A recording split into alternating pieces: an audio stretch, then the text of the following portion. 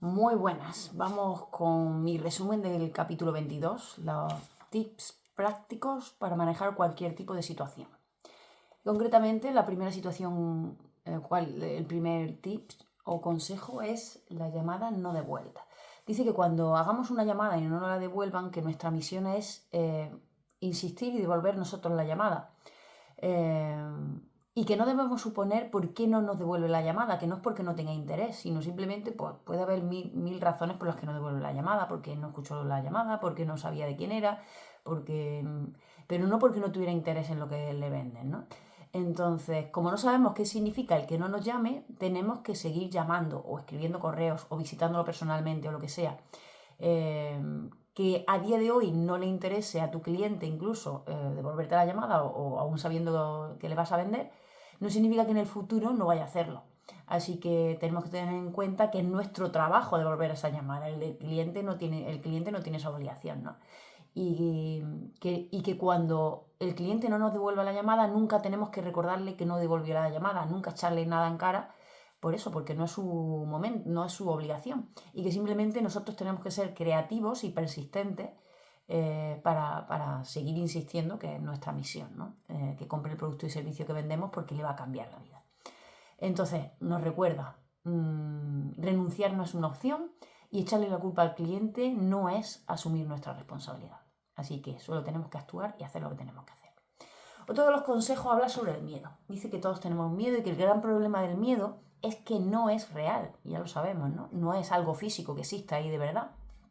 Y entonces dice que el mismo miedo a unos puede paralizarlos y a otros puede motivarlos, ¿no? Entonces dice que su secreto, el secreto del autor, es que la mejor manera de eliminar el miedo es ponernos en acción. Dice que si lo hacemos de forma repentina e impetuosa, inmediata, y además si lo hacemos con sentido del humor, va a ser más fácil salir de ese miedo y sacarle rentabilidad a ese miedo, ¿no? Dice que él utiliza todos los días el miedo como su inspiración, porque lo utiliza como lo hace mucha gente, ¿no? Si esto me da miedo, significa que por ahí tengo que ir, ese es mi camino. Y dice que de esa manera su lema es yo uso al miedo, no él me usa a mí, ¿no? El miedo es algo muy poderoso y dice que él es lo suficientemente mayor para admitir que lo padece. Y cuando lo admite, pues coge el poder, ¿no? Dice que cuanto más nos movamos hacia lo que tememos, más fácil será que lo convirtamos en un hábito y que él lo hace cada día. Dice, cada día se pregunta ¿a qué temo? ¿O a quién temo? Y entonces eso es lo que tengo que hacer hoy, ¿no? Te indica la dirección hacia la cual moverte. Y además dice que cuando tomas acciones hacia aquello que temes, dice que es la manera más eficaz de forjar tu coraje, ¿no? Porque dice que todos tenemos esa capacidad, ese coraje, pero muchas veces no lo practicamos, ¿no? Entonces dice que de esa manera él lo convierte en algo divertido, ¿no? Vencer su miedo. Dice que para él es bastante divertido y que le da bastantes recompensas, ¿no? Pues consolida su confianza y le conduce al éxito. Yo creo que eso es aplicable a todo, como él dice aquí, ¿no? Y nos cuenta la historia de saltar en paracaídas, ¿no? Su mujer lo llevó a saltar en paracaídas y él estaba muerto de miedo, pero él decidió que el miedo, no mostrar el miedo, ¿no? Sino simplemente utilizarlo como una habilidad que iba a adquirir nueva al vencer ese miedo, sacar ese coraje, ¿no? Él rehusó a ser el esclavo de ese miedo y decidió dirigir sus acciones precisamente para vencer ese miedo. Dice, cuando haces aquello a lo que temes, sientes un placer inmenso, ¿no? Porque es como una victoria, un éxito, ¿no? Y tu mente quiere más, es un placer y quiere más. El miedo es un indicador y un motivador para hacer las cosas que debes hacer. Dice, superar tus miedos es un ejercicio que te ayudará a incrementar tu seguridad para conducirte a un nivel superior. Hacerte cargo del miedo es una decisión y dice así que comienza a constituir ese hábito de identificar lo que temes y hacer lo que el miedo te indica. Poseerás la confianza que necesita todo vendedor como profesional. Así que a vencer el miedo y a seguir el camino que nos indica el miedo, ¿no? Dice que es como un músculo y que el músculo de la valentía se desarrolla pues ejercitándolo cada día, ¿no? Luego el siguiente consejo habla de las emociones de las personas. Dice que cuando nos enfrentemos a alguien que es muy emotivo, que se enfada mucho o lo que sea, que reacciona, que no nos pongamos nosotros emotivos, porque cuando la gente se vuelve emocional, se debe a que están más cerca de hacer la transacción final para cerrar la venta. Yo esto no lo sabía, ¿no? Que cuando alguien más emocional se vuelve, más fácil es vender. Nos pone el ejemplo, ¿no?, de una persona que se vende porque cuando le está ofreciendo el servicio o el producto que vende, vale el doble de lo que le había dicho en un principio. Entonces dice que él lo utiliza para calmarlo y decirle, mira, escúchame porque te voy a contar las razones por las que vale el doble. Déjame decirte por qué te muestro esta opción y no otra, ¿no? Y dice que mantenernos con calma y racionales en esos momentos es clave, ¿no?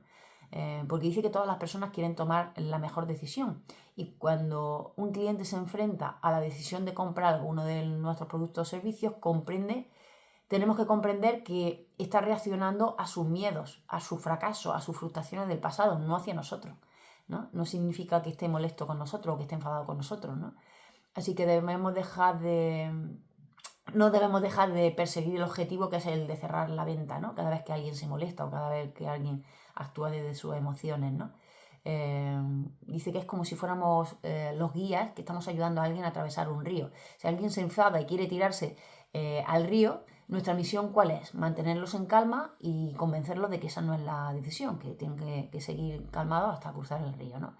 Pues eso es lo que tenemos que hacer nosotros en un proceso de venta. Dice, es nuestro deber ayudar así a los clientes. No nos pongamos emocionales cuando ellos lo hagan. Dice, es una habilidad que requiere desarrollarse, pero podemos hacerlo, mantenernos en calma y aprender cómo no perder el control cuando un cliente potencial se pone emotivo. Luego hay otro tip que es el de las connotaciones negativas de las ventas. Dice que si tenemos una idea negativa de las ventas es porque hemos tenido antes, en nuestra experiencia, algún vendedor que no hacía bien su profesión, ¿no?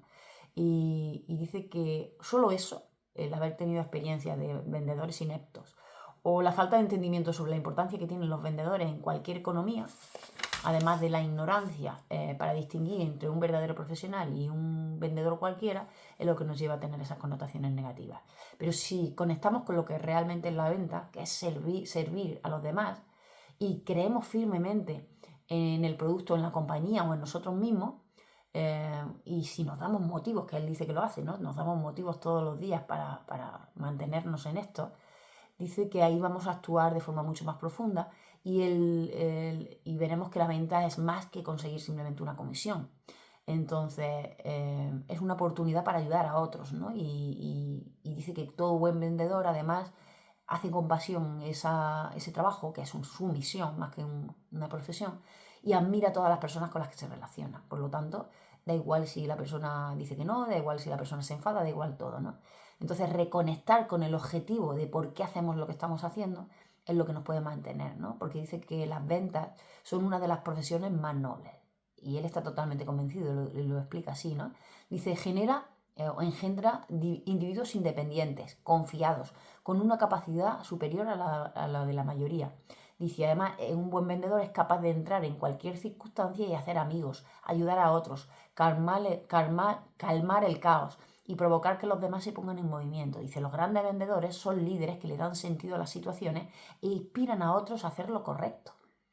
Así que tenemos que hacer que las ventas sean algo positivo y verlo como algo positivo, ¿no? Y dice que para reconocerlo, dice que pensemos en alguna persona que nos haya afectado de forma positiva en nuestra vida y que intentemos buscar las 5 habilidades que tiene o tenía esa persona, ¿no? Y que después veamos cómo esas 5 cualidades que tuvo la persona que nos ayudó con buena intención, que seguramente no haya querido cerrar una venta con nosotros, podamos utilizar esas mismas habilidades para utilizar nosotros cuando vamos a vender, ¿no? Muchas de esas habilidades pueden ser la persistencia, la actitud positiva, la habilidad para escuchar, el interés genuino en lo que nos pasaba y en querer ayudarnos, en la capacidad para asumir la responsabilidad y el deseo de aprender, ¿no? De aquello que nos estaba hablando, ¿no? Entonces dice que nos animemos a transformarnos en profesionales de las ventas porque vamos a generar mucho respeto y mucha admiración, porque es, como dice, una profesión muy noble, porque hay una intención muy buena si lo hacemos desde el lugar correcto y a nadie le desagrada, dice, un profesional, a cualquiera le puede desagradar un amateur de las ventas, pero no un profesional que hace las cosas bien desde el lugar correcto y con ese propósito que tienen las ventas detrás, ayudar a los demás, ¿de acuerdo? Pues nada, lo dejamos aquí y nos vemos en la reunión. Hasta luego.